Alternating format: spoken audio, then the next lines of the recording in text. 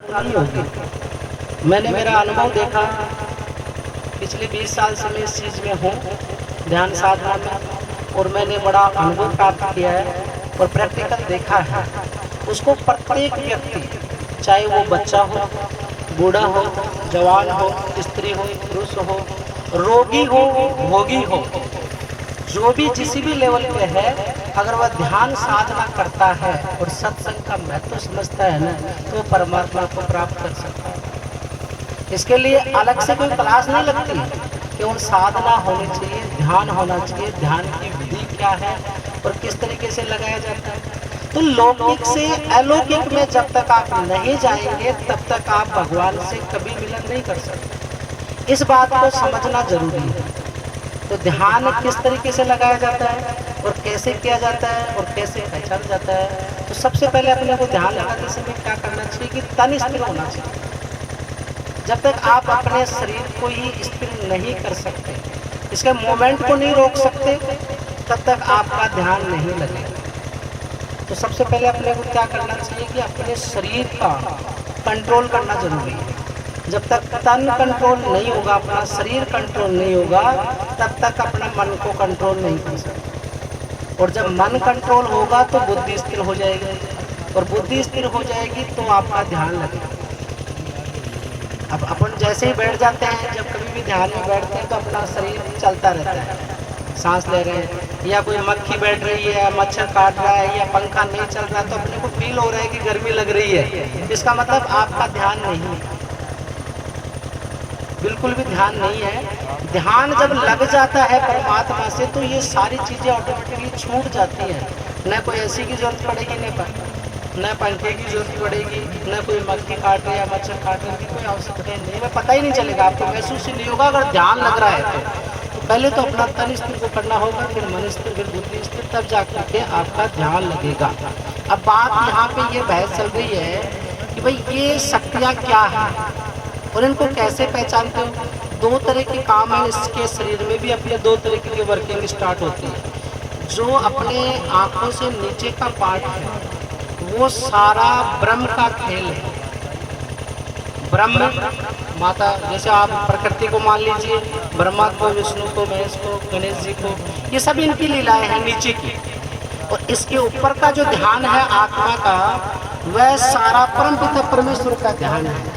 जब परमात्मा की तरफ ध्यान जाता है तो ये सारी शक्तियाँ क्षीण हो जाती हैं, ऑटोमेटिकली खत्म हो जाती है, इनका कोई औचित्य नहीं रह जाता। आज मैं नागलोक पर जाता हूँ या मैं ध्यान लगाता हूँ, तो मुझे नागलोक कोई शरीर में नहीं आते हैं, मेरे को शरीर में आते हैं, बढ़ते हैं ना। सीधी बात होती है, सीधी बात होती है, उनसे बातचीत करते हैं, बताते हैं ये सिस्टम चलता है, ये है, ये नहीं है।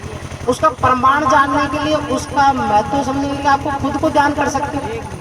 सवाल जब आज अंकल जी का खाए बैठ रहे थे कि साहब ये कृष्ण जी है या नहीं है, श्री कृष्ण जी है या नहीं है, इसका क्या प्रमाण है।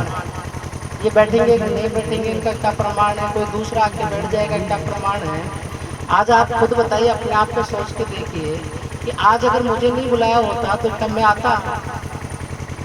नहीं आता ना, बुलाने से आता है। कोई भी व्यक्ति आज इतने इकट्ठे हुए हैं, बिना बुलाए इकट्ठे हुए हैं, क्या बुलाने से हुए होंगे? आपने ऑर्गेनाइज किया होगा प्रोग्राम को, तभी आप लोग सब लोग बता रहे हैं। उसी तरीके से, जिस तरीके से यहाँ बैठे हुए लोग बुलाने से आते हैं, उसी तरीके से कोई भी आत्मा बिना बुलाए प्रवेश नहीं करती। और आत्मा का कोई समय नहीं होता। जिस तरीके से बच्चे का जन्म लेने का समय निश्चित नहीं है, वो आएगा, जन्म हो लेगा, और जब वो जाएगा तो भी बता के नहीं जाएगा, कभी भी शरीर छोड़ देगा। तो ये तो अपन ने बना रखे हैं समय कि इतने बजे आना है, इतने बजे जाना है, ये आप और हम बनाते हैं। परमात्मा के द्वारा कोई समय निर्धारित नहीं है, न तारीख है, न कोई तिथि है, न कोई वार है। ये सब आप और हम बनाते हैं अपनी सुविधाओं के अनुसार, बाकी उनका कोई समय नहीं है। जब भी आप किसी देवी देवता को किसी का भी आह्वान करेंगे, जिस रूप में आह्वान करेंगे उस रूप में उनको आना होता है। बस ये है कि आपको और हमको दिखाई नहीं देते, क्योंकि हम वो साधना नहीं करते, उस लेवल की साधना नहीं करते। आप उदाहरण के लिए समझ सकते हैं कि दूरबीन के माध्यम से दूर तक देखा जा सकता है, बिना दूरबीन से नहीं देखा जा सकता। इसी तरीके से ये साधना से ही इस लोक से उस लोक में जाने की प्रक्रिया है।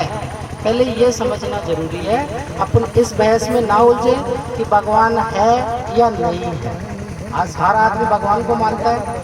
मैं सबसे ये पूछना चाहता हूँ, किसने भगवान को देखा है? नहीं देखा। किसने देखा है? नहीं देखा। किसी ने बात करी है? किसी ने महसूस किया है? फिर आप भगवान को क्यों मानते हैं? सवाल तो ये है ना, मानते हैं ना भगवान को, सुख हो या दुख हो मानना तो पड़ता है। दुख में दुख के हिसाब से मान लेते हैं, सुख में सुख के हिसाब से मान लेते हैं। तो एक ये जो आस्था है, जो विश्वास है, ये भगवान के प्रति जैसे है वैसे अपने को इन देवी देवताओं के प्रति भी रखना चाहिए। यह है, आज मान लीजिए आप हनुमान जी की भाने आए हुए हो, आप हनुमान जी को मान रहे हो ना, हनुमान जी है, ठीक है। अब दिखाई कितने को दे रहा है यहाँ पे, मुझे बताओ, देखा है किसी ने कि हनुमान जी है या नहीं है? परंतु आपकी आस्था है कि हनुमान जी के यहाँ मंदिर बना हुआ है, आप मानते थे कि हमारे दादाजी थे या पिताजी थे, या मानते आ रहे तो हम भी हनुमान जी को मान लेते। तो ये जो आस्था का जो प्रतीक है, उसको किस ध्यय से, किस उपाय से मानते हैं? खाटू श्याम जी के मंदिर में जाते हैं, किसने श्याम जी के दर्शन करे? मुझे बताइए भाई, एक भी करे? नहीं करते ना, पर जाते हैं ना लोग, वहाँ भाई श्याम जी है, माथा टेकते हैं ना। तो ये विश्वास का ये मामला है सारा खेल।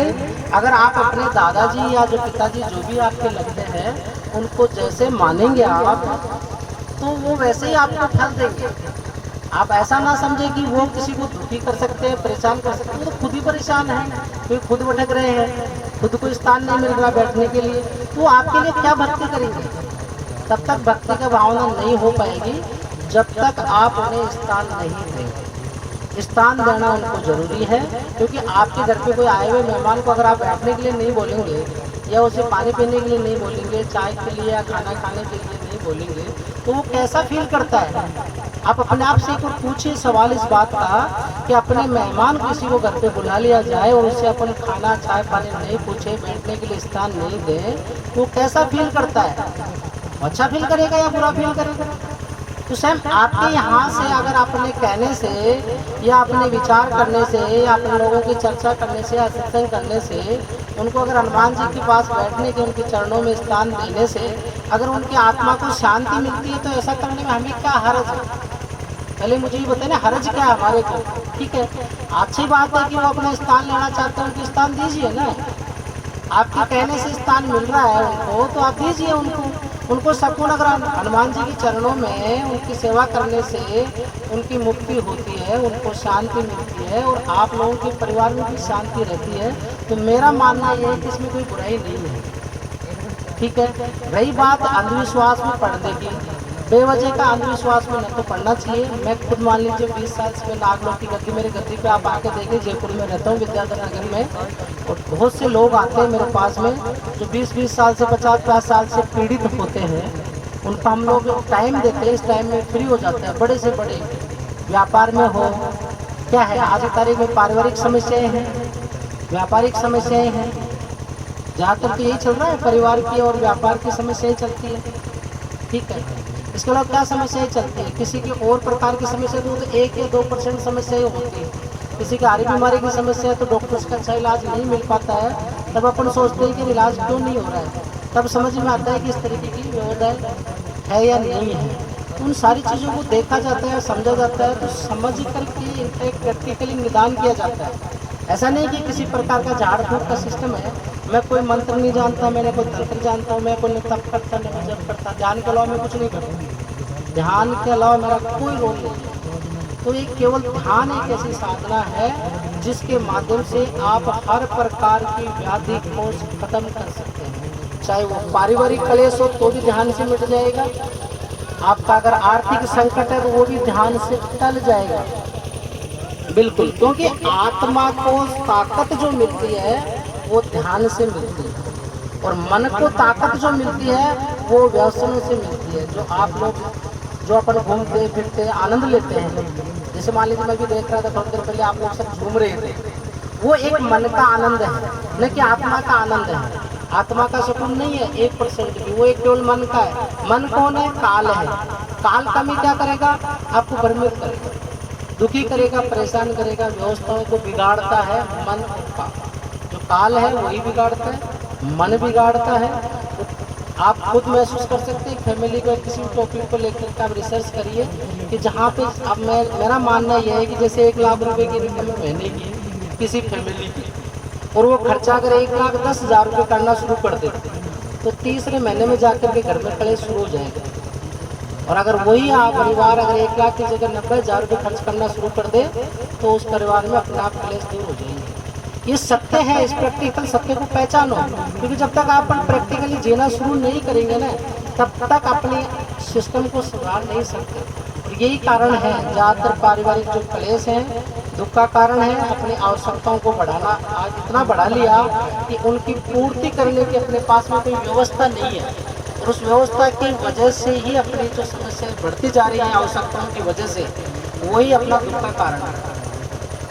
अपन हर वक्त अगर किसी चीज़ को देवी देवताओं पे टालें या पितरों पे टालें या अपने घर के चले गए उनके पीछे पे, तो ये कोई ज़रूरी नहीं है कि उन लोगों की वजह से अपन परेशान हैं। सबसे पहले अपने बारे में भी सोचो कि अपन परेशान क्यों हैं, किस वजह से चल रहे हैं। बीमार है तो क्यों है, आर्थिक तंगी है तो क्यों है, व्यापार चल पा रहा है तो क्यों नहीं चल पा रहा है। खुद भी तो अपने से रिसर्च करना चाहिए अपने को, उसके बाद में उस चीज़ को देखना चाहिए। बहुत सारे केस इस तरीके के नहीं होते जिस तरीके से मैं देखता हूँ। मैं हर शनिवार को देखता हूँ वहाँ पे 100 लोग आते हैं मेरे पास में, 100 में से 90% लोग केवल अपने ही वजह से परेशान हैं। 10% लोग ही हैं जो कि देवी देवताओं की वजह से या किसी आत्मा की वजह से परेशान होते हैं। 90% लोग सिर्फ अपने खुद के कर्मों के आधार पे ही परेशान हैं। खुद को केवल गाइडलाइन नहीं है, खुद का कोई सिस्टम नहीं बैठा हुआ है, इसलिए परेशान है। तो यहाँ पे मेरा ये निवेदन इतना सा ही है कि आप जितना सोचें उससे अच्छा है कि प्रैक्टिकल अनुभव ज़्यादा करें और ध्यान पे ज़्यादा केंद्रित हो। इस चीज़ को ज़रूरी है मानना। बाकी ये जो आत्माएं हैं ये बिल्कुल होती हैं, ऐसा नहीं कि नहीं होती हैं। और ये परेशान करने वाली जो चीज़ है ना, मैं उसको नहीं मानता कि आत्मा को आकर के परेशान करती है कि मुझे नहीं मानोगे तो मैं ऐसा कर दूंगा या वैसा कर दूंगा। तो ये दिमाग में जो भ्रम बैठा हुआ है ना, इसको दूर करो। कोई आत्मा कुछ नहीं चाहती है, वो तो खुद परेशान होती है, तो ये चाहते हैं कि मुझे मेरी व्यवस्थाएं प्रॉपर हो जाए, बाकी उनका कुछ नहीं है। उदाहरण के लिए इतना समझ लीजिए कि एक कमरे में आप जिसमें रहते हो उसकी कुंडी अगर बाहर से लगा दी जाए तो आप उसमें चैन से बैठ नहीं पाएंगे, सो नहीं पाएंगे। और उसी की कुंडी अगर आप अंदर से लगा के सोते हैं तो उसी कमरे के अंदर आप चैन से रह पाते हैं। सिर्फ इतना सा इनका खेल है इन आत्माओं के, इससे आगे इनका कुछ नहीं है।